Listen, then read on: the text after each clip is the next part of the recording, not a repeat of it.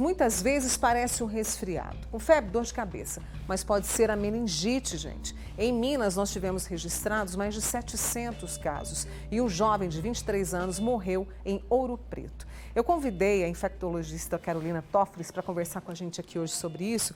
Oi, Carol, obrigada por ter vindo, viu? Bom dia, eu que agradeço o É convite. muito séria essa doença, gravíssima, e nós precisamos estar atentos. Vamos começar pelos sintomas? Parece muito com um resfriado, né, Carol? É uma doença potencialmente muito grave.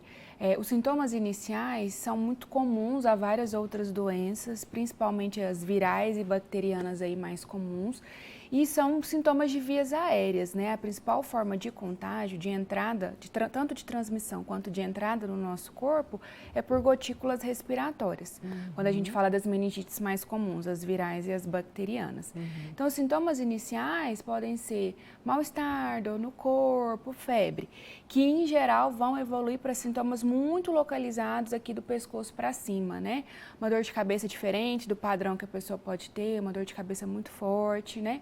Febre, em geral, é febre alta, né? Dor no pescoço, dor nas costas, uma certa sensação de rigidez e, em casos mais graves, alteração de consciência, desmaios, as chamadas crises convulsivas, que são aqueles movimentos involuntários que o nosso corpo pode fazer.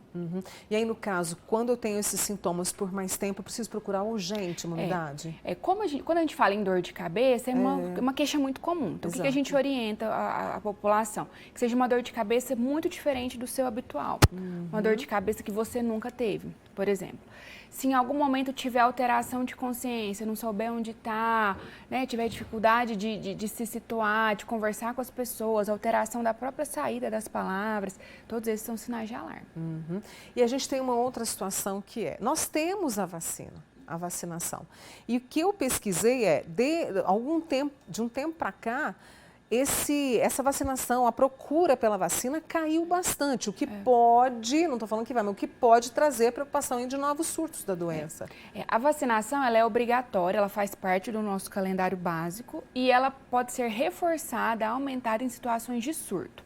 Então, basicamente, a gente faz uma série histórica aí dos últimos 5 anos e vê qual foi a média de casos, principalmente dentro da sazonalidade da doença, né, da época do ano que ela é mais comum. Então, quando a gente tem aumentos isolados de casos, fora dessa média, a gente chama de surto, a gente faz uma vacinação extra. O que a gente viu nesses últimos 5 anos? A cada ano teve uma perda de cobertura. O que é o ideal? Que seja maior que 90%. No último ano, né, 2022 ainda não foi fechado, mas dados preliminares de 70%. E quando a gente fala em meningite, gente, é muito amplo. A BCG, por exemplo, a vacina lá do recém-nascido, do bebezinho pequeno, protege contra uma forma de meningite, que é a meningite tuberculosa. A gente tem as meningites básicas, né, bacterianas, a meningite B, meningite C, a CWY, que é uma forma de prevenção, né, que é uma das vacinas que previne a pior forma. E tem outras vacinas que previnem até para infecções virais, que ajudam a não desenvolver aquela doença especificamente na forma grave, que é a forma de meningite. Quem precisa se vacinar? A gente está com vacinação no país inteiro, né, com campanha. Isso, a gente tem várias campanhas acontecendo ao mesmo tempo, mas especificamente de meningite, o público-alvo, o foco são as crianças, principalmente as menores de 5 anos, né? O esquema básico garante 3 doses até 1 ano e 3 meses, né, que são os 15 meses de vida, com reforço na adolescência. Então, os piores casos, a população mais grave é a criança, menor de 5 anos, pior ainda, menor de 1 ano. E a gente fala do outro extremo, que são os idosos, que precisam estar com pelo menos um reforço em dia na fase adulta, e até os profissionais de saúde, que são alvo também das campanhas pela exposição no ambiente hospitalar.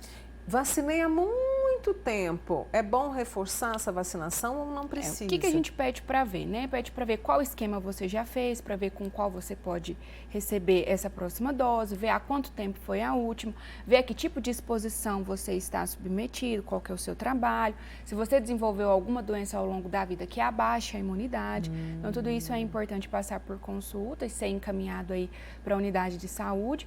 A grande maioria das vacinas para meningite estão dentro do PNI, do nosso Programa Nacional de Imunizações, e está disponível nas unidades básicas.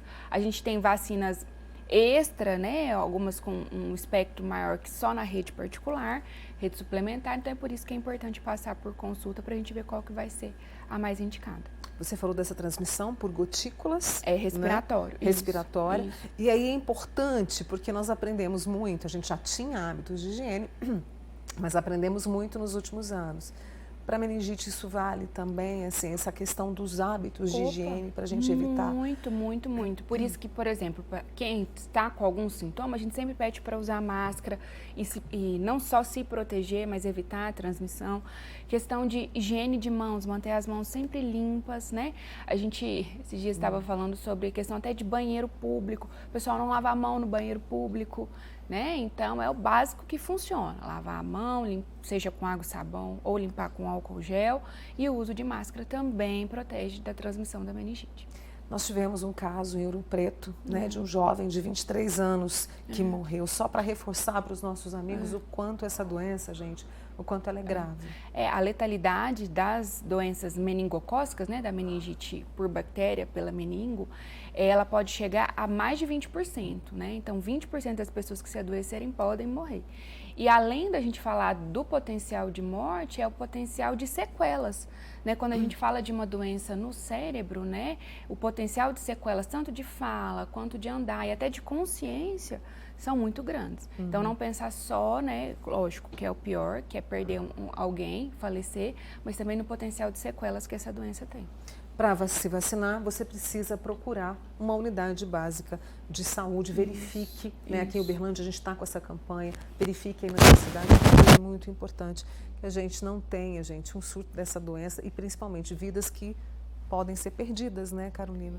É uma doença grave, tem proteção, tem prevenção, então a gente tem que correr atrás, sim. Essa é a Carolina Toffoli, infectologista, conosco aqui hoje no Manhã Total, explicando pra gente sobre a meningite. Obrigada, viu, Carolina? Eu que agradeço. Tá? Te espero aqui sempre, quando precisar é só me chamar também. Pode me chamar.